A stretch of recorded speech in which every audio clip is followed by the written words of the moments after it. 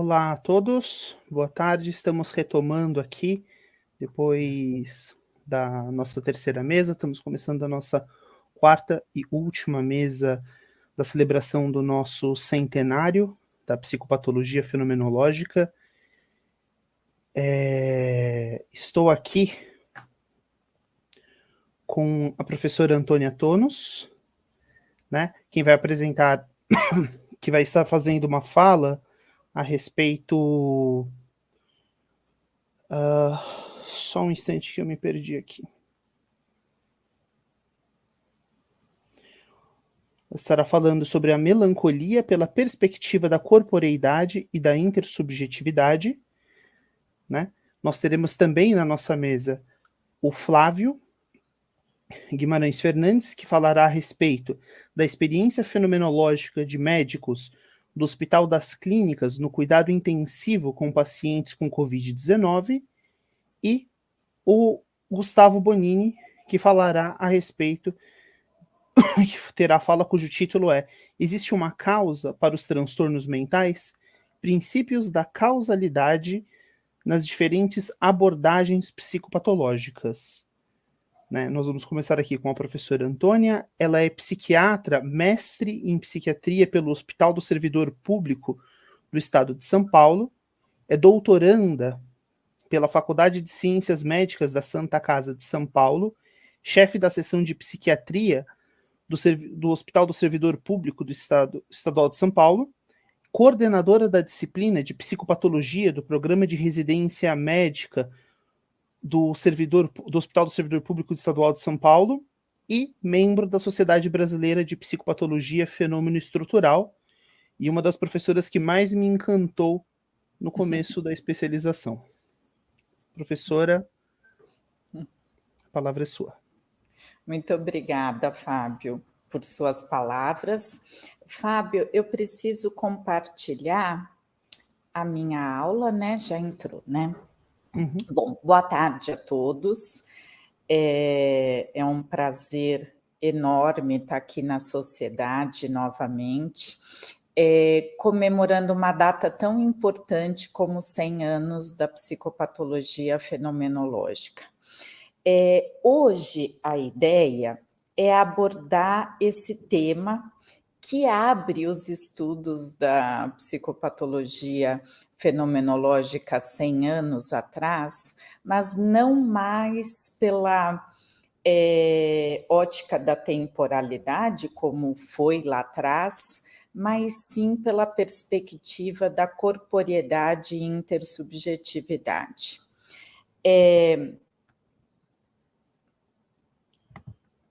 Por muitas ocasiões, eu abordei esse tema na ótica do Binswanger e do Tellenbach, que são dois gigantes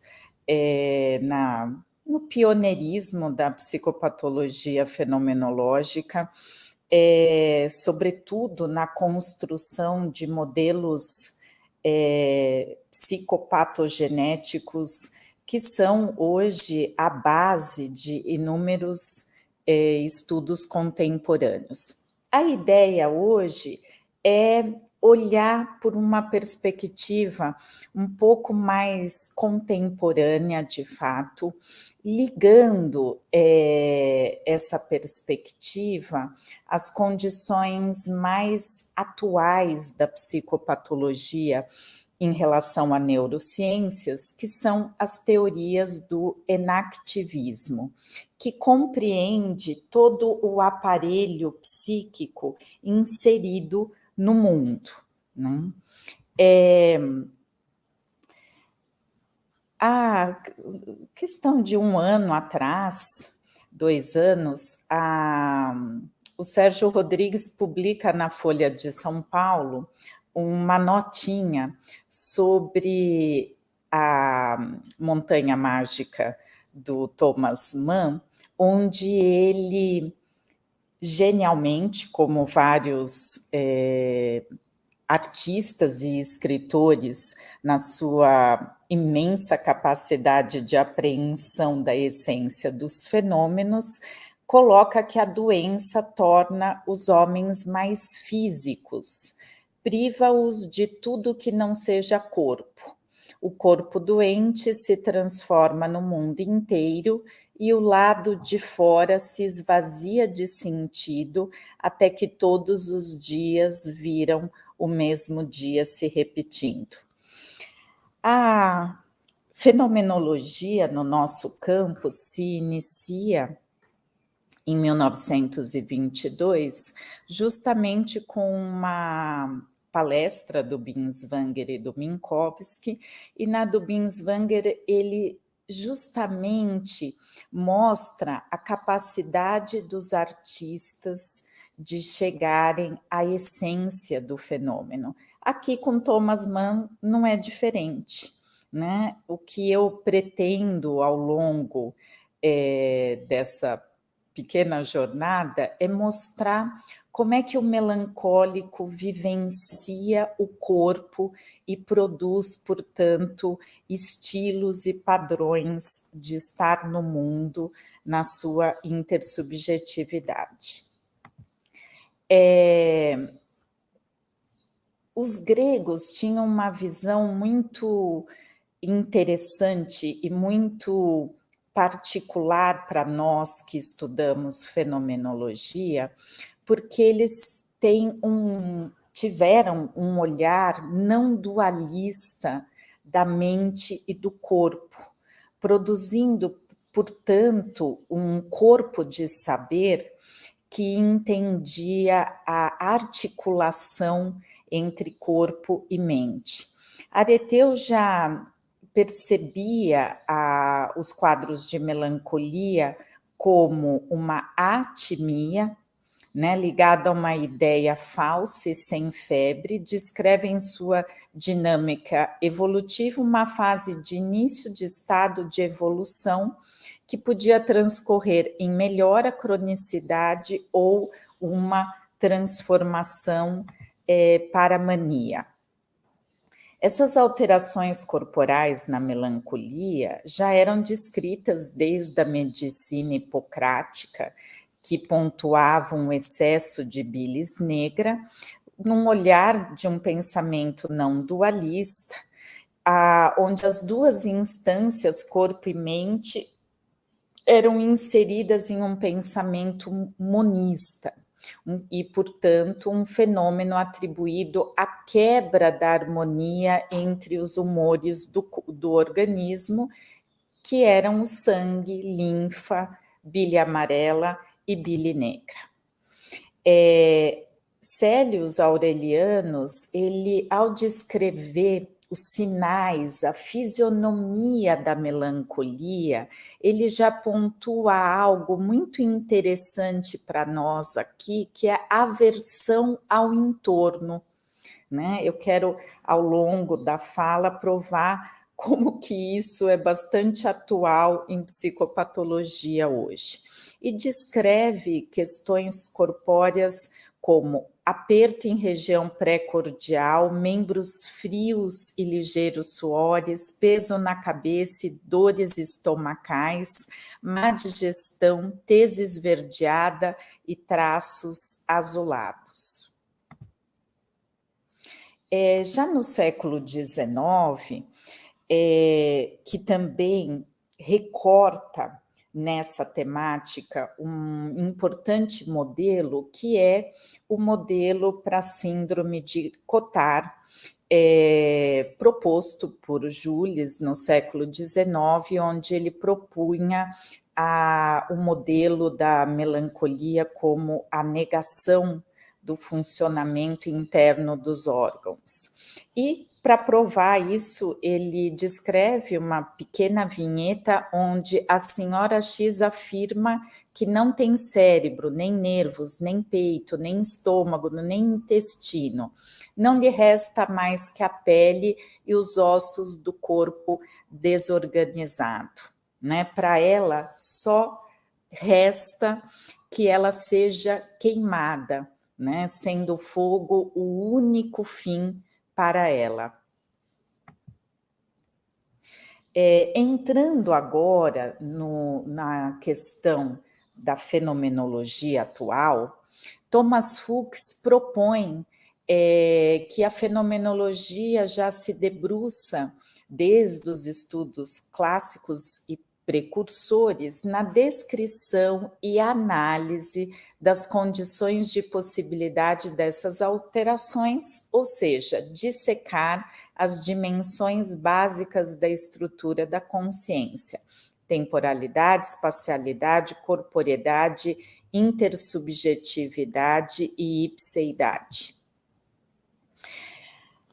Para tal, eu gostaria de fazer um brevíssimo olhar de como esses conceitos partem a partir do modelo russeliniano de Corper versus Leib.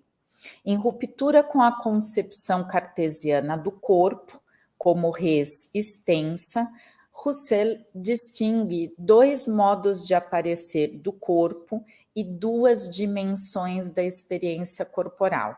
Husserl reflete sobre a maneira como a consciência constitui o corpo e toma como fio condutor a experiência da mão direita tocando a mão esquerda. A dupla sensação tátil tocando o tocado permitiu a Husserl distinguir vigorosamente, de uma parte, Leib, o corpo vivente, la chair, e de outra parte, o corper, o corpo físico, o corpo material.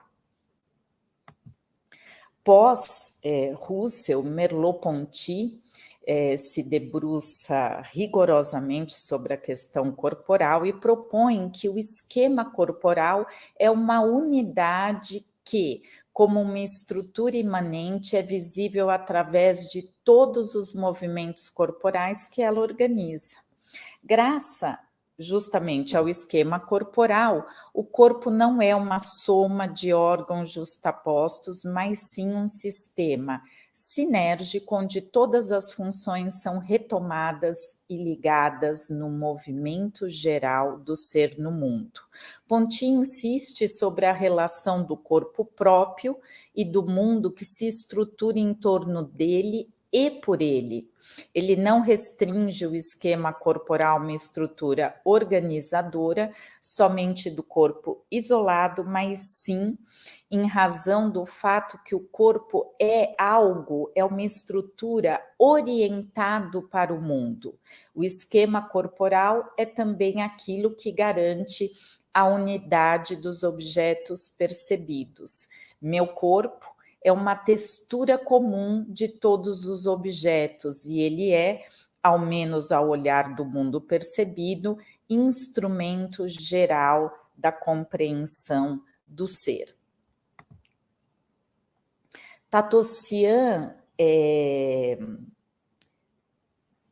destrincha essa análise de Leib-Corper e propõe que a corporeidade na mania é marcada por um enfraquecimento e uma desvitalização do corpo subjetivo, o Leib, que é o corpo sujeito, corpo manifesto, corpo que sou, e por um aumento e uma reificação do Corper, que é o corpo objeto, corpo portador, o corpo que tenho. O corpo objetivo é aquele que suporta o sujeito e fornece as possibilidades de agir no mundo, sendo responsável pelo ato voluntário, portanto, pela individualidade, e se mostra como meio através do qual se funda a experiência do ser. O sujeito percebe, age, existe no mundo através desse aspecto da corporeidade. O corpo objetivo é o corpo anatômico e material. Ele faz um papel de carga para o indivíduo, marca limites, fazendo uma ligação com o devenir involuntário e a mundaneidade. O corpo objetivo se caracteriza habitualmente por sua negatividade na consciência do sujeito, ou seja, nós não tornamos explícito o tempo todo a nossa vivência de corpo, né? Saúde é algo muito conectado a um corpo silencioso. E é justamente isso que é perdido na melancolia. Observamos, portanto, que a melancolia possui uma corporeidade marcada por uma deterioração do corpo subjetivo, com um freio e um bloqueio subjacente desse agir no mundo, conduzindo a um sentimento de impotência e de incapacidade. Essa deterioração do corpo subjetivo favorece a aparição do corpo na consciência com todo o seu peso, vulnerabilidade e fragilidade. Portanto, o diagnóstico da melancolia, aqui no servidor, marcado pelas ideias do professor Carol, esse diagnóstico pode ser conduzido pela análise entre velocidade dos processos psíquicos, que tem uma conexão direta com a temporalidade, e as dimensões da conexão do seu campo vivencial. Assim, lentificação em campo existencial estreitado no corpo é o critério para se diagnosticar depressão. Numa experiência natural de mundo e de corpo e de vida, o ser humano flui ao longo do dia em todas essas instâncias e dimensões vivenciais. Agora, 3 horas da tarde, todo mundo já se alimentou e está numa atividade aqui social estudando fenomenologia. Talvez às 19 horas, a consciência perceba um corpo com fome e à noite um corpo com sono, por exemplo. Mas a consciência, ela não se fixa o tempo todo na experiência de corpo. E é justamente isso que patologicamente ou patogeneticamente acontece na experiência melancólica. Portanto, optamos por lentificação dos processos psíquicos e estreitamento de campo vivencial na corporeidade para o diagnóstico de depressões. Para um quadro já mais grave de melancolia, pensamos numa fórmula psíquica do não posso, o que na ótica da temporalidade determina uma vivência estagnada e coagulada.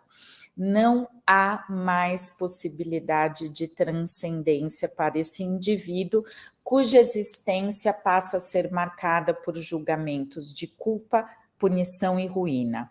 A obstrução da possibilidade futura situa esse ser em uma condição sem comunicação com o mundo, com os outros, portanto, um abalo profundo na sua capacidade de ressonância e feedback em relação à sua intersubjetividade.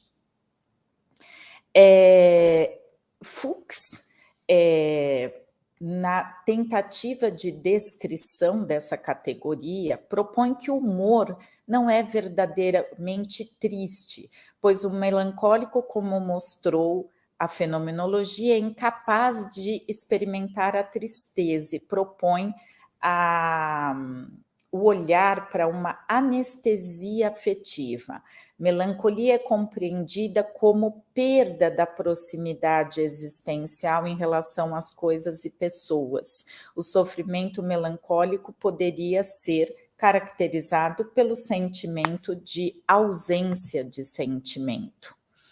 Tatossian aprofunda isso e, ao dialogar com o sofrimento com Minkowski, propõe que o sofrimento normal consterna o seu entorno. Minkowski propõe que essa ressonância se fundamenta na sintonia, ou seja, na capacidade de vibrar em uníssono com o mundo.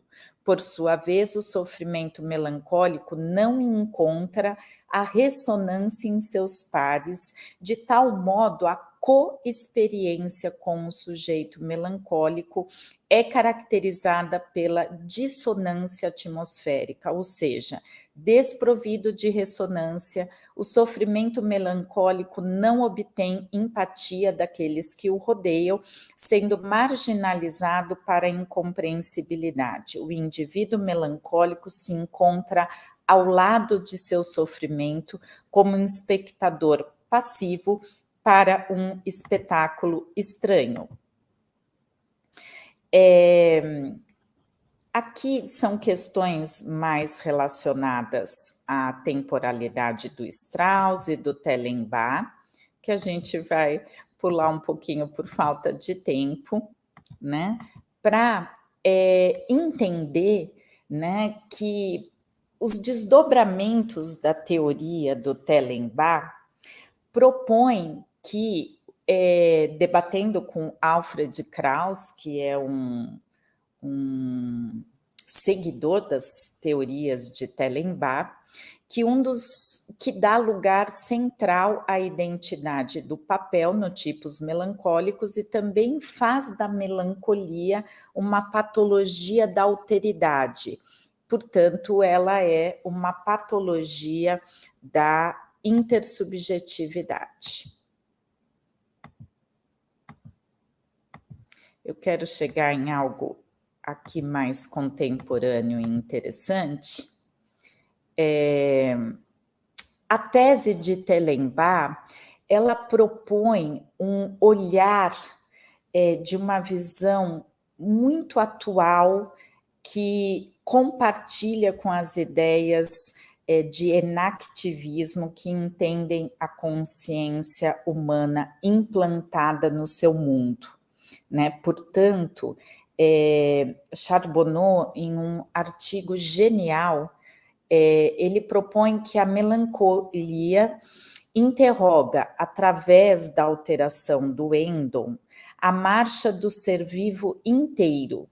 Essa marcha do ser vivo é duplamente interrompida. De uma parte, a possibilidade de ressonância com a energia do mundo está reduzida, e de outra parte, a capacidade anamórfica de proceder a uma transformação maturativa, permitindo reconexão com o mundo, seguindo um acordo novo, está abolida.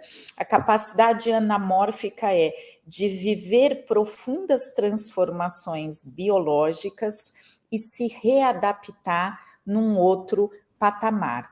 E é isso que naufraga em casos de melancolia endógena. Portanto, para finalizar, algumas propostas, né?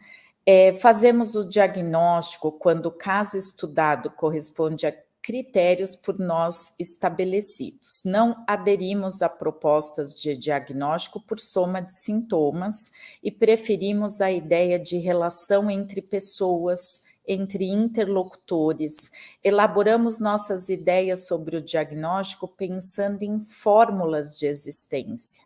Os módulos não são nossa escolha no nível das doenças psíquicas, que para tal precisamos estudar as atividades normais e patológicas do psiquismo, as abordando de forma sistêmica, estruturada, de conjunto, em relação.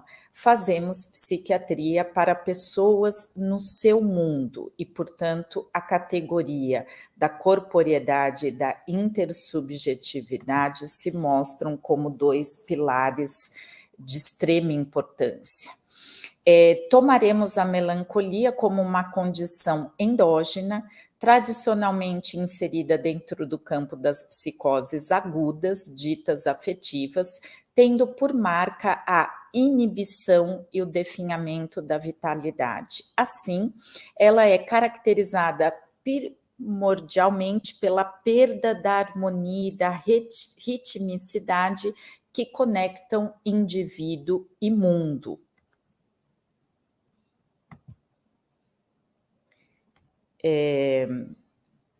Não dá, após 100 anos de psicopatologia, esquecer que todo o nosso psiquismo e toda a consciência humana é algo implantado em seu mundo, né?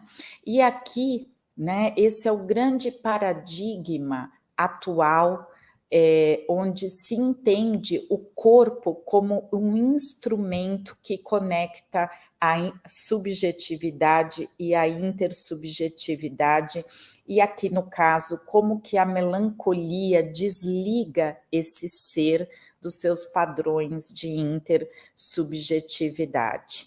A questão atual da psicopatologia precisa pensar quais seriam as condições de temporalização, espacialização e corporeidade de um bios vital que é inserido em seu mundo. Essa obra é uma obra bastante atual, ela foi publicada há alguns meses, e Thomas Fuchs abre essa obra e escrevendo um capítulo Afetividade encarnada e interafetividade. Ele pontua coisas interessantes, como o corpo como médium pelo qual somos emocionalmente ligados ao mundo. As emoções podem também serem captadas como direções de movimentos possíveis, ainda que esse movimento não deve necessariamente se realizar no espaço físico. As emoções pertencem mais ao espaço sentido e vivido e um espaço afetivo que mais envolve ainda que menos que o espaço físico. A depressão severa caracteriza-se por uma perda da ressonância e da reatividade corporal. A constrição e a rigidez do corpo conduzem a uma anestesia emocional e a uma insensibilidade contundente, podendo chegar...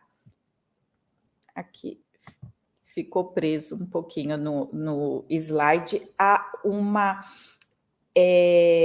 anestesia desse corpo vivo em relação ao seu meio, né? Ele propõe um gráfico muito interessante, como há uma retroalimentação circular entre algo que se emite corporalmente, que ressoa corporalmente, que afeta um ser B, que emite toda uma ressonância corporal e que implica em A, e que isso promove uma interatividade e interafetividade circular. Em suma, conceituando-se a afetividade na melancolia como uma alteração qualitativa da relação entre o ser melancólico e o seu meio, tem-se uma deformação, e aí eu concluo, da articulação global entre consciência e mundo. Eu proponho uma reflexão da melancolia como um fenômeno que faz desvelar com seu desligamento afetivo o deixar de ser afetado pelo mundo como um protótipo, um modelo que valia as teorias do enactivismo e faz com que mapeemos os percursos da intersubjetividade e da corporeidade vistos dentro de um pressuposto de cosmovisão do ser no mundo para o século XXI. Muito obrigada a todos. Nós que agradecemos, professora Antônia, é sempre um prazer escutá-la. É muito interessante essa aproximação com o enativismo. Eu não recordo da última vez que eu escutei essa relação, mas é muito, muito interessante.